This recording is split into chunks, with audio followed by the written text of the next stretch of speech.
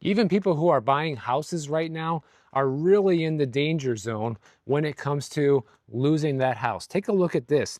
69% of borrowers who took out a mortgage insured by the FHA last year had debt to income ratios that are considered risky. That's 70% of people who are getting FHA loans considered a risky bet due to them having too much debt already.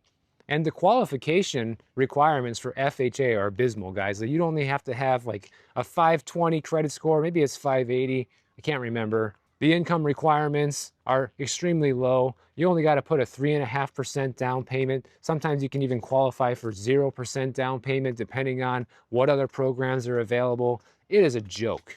And I'm sorry to say it like this, but everybody who's falling for this right now and is jumping on that bandwagon, overextending themselves to get a house, you kind of deserve to lose it, because people need to learn lessons the hard way. They need to learn that it's not that easy.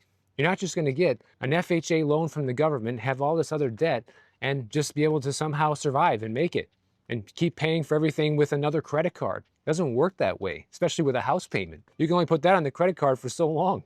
And there's no buy now, pay later option for the mortgage payment or the property taxes or the insurance. It's already a known fact that the government, Fannie Mae and Freddie Mac, are buying down the mortgage rates of the distressed borrowers in order to prevent a massive wave of foreclosures right now. So a lot of this housing is actually being subsidized with your money. According to the data, the FHA has waived or reduced monthly payments on nearly 1.2 million mortgages over the past 2 years, which is about 15% of its portfolio. And without that forgiveness, the delinquencies would be near the levels that we saw during 2008 and 2009. So everything is just being completely artificially propped up, and they don't want you to see what's going on. Because if you were to see it, everybody would be completely in shock of where things are at right now. We've also seen a surge in margin borrowing this year. This is when investors borrow money to buy stocks. That has surged this year due to the market exuberance that we've been seeing.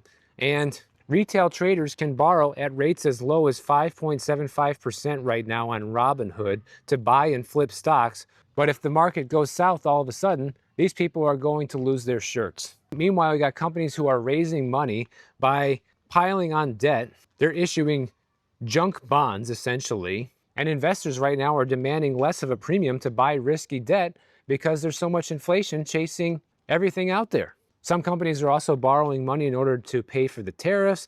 Others are borrowing to pay dividends or buy back shares to juice their own stock prices. So buy now, pay later, guys. That seems to be the new American way for everything. But it's really going to turn into buy now, pay never when everybody goes bust. And who's going to be footing the bill in the end? That's what I want to know. I think we all know the answer to that.